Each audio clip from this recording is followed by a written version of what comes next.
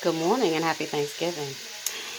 It is now time once again for me to make my famous macaroni and cheese, which I make for my family every year. And I'm starting by melting this butter in the pot. Then I'm going to add a couple tablespoons, no more than two tablespoons, if that, of flour. And then I'm going to gradually add a cup and a half of milk, or 2 cups, preference is yours. And then I'm going to add the extra sharp macaroni and cheese, and that's going to consist of how the sauce is made. Here we go.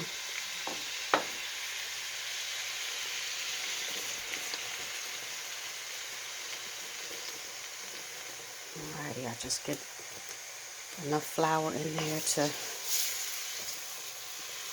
you really want to, put flour in that's going to um, not overpower the butter, but you don't want more butter than you have flour. Otherwise, it's not going to be a thick enough sauce for your macaroni and cheese. Alright, so I'm just going to add a little bit more flour because I'm actually making a sauce for 2 pans instead of 1. And I would only, if I was making 1 pan, I would use, less flour. And I'm using 2 tablespoons of butter, whereas I normally use 1 tablespoon of, I normally use 1 stick of butter, but I'm using 2. So that's why I have to increase the flour. Alright, so we have a good, it has to be smooth, of course.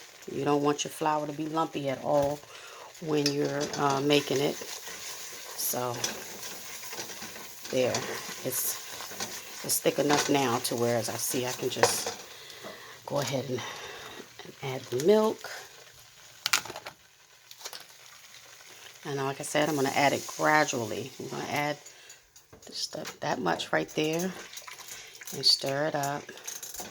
Now, because the pan is hot, it will thicken quick.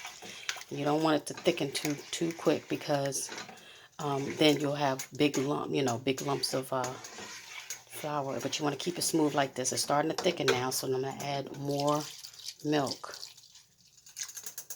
I don't measure because I have been used to doing this for so long. But I'm going to keep adding the milk until my sauce is not so thick. Plus, like I said, I have to double this recipe because I'm making 2 pans of macaroni and cheese. Yes. Alrighty, so here we go.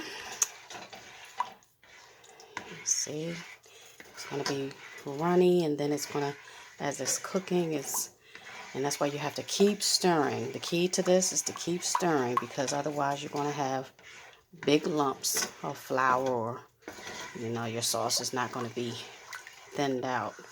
And you want it to have a good consistency in terms of adding your cheese to this. Because once the sauce is made, all I'm going to do is add salt, pepper, and about 2 tablespoons of sugar, which is a old recipe for my grandmama. I love her. And that's going to be it. Then I'm going to put paprika on top of the macaroni and cheese and stick it in the oven. All right. So it's thick. The sauce is thick now, so I'm going to add more milk. So instead of, around 2 cups, I have to do like 4 cups of milk for 2 pans. Alrighty.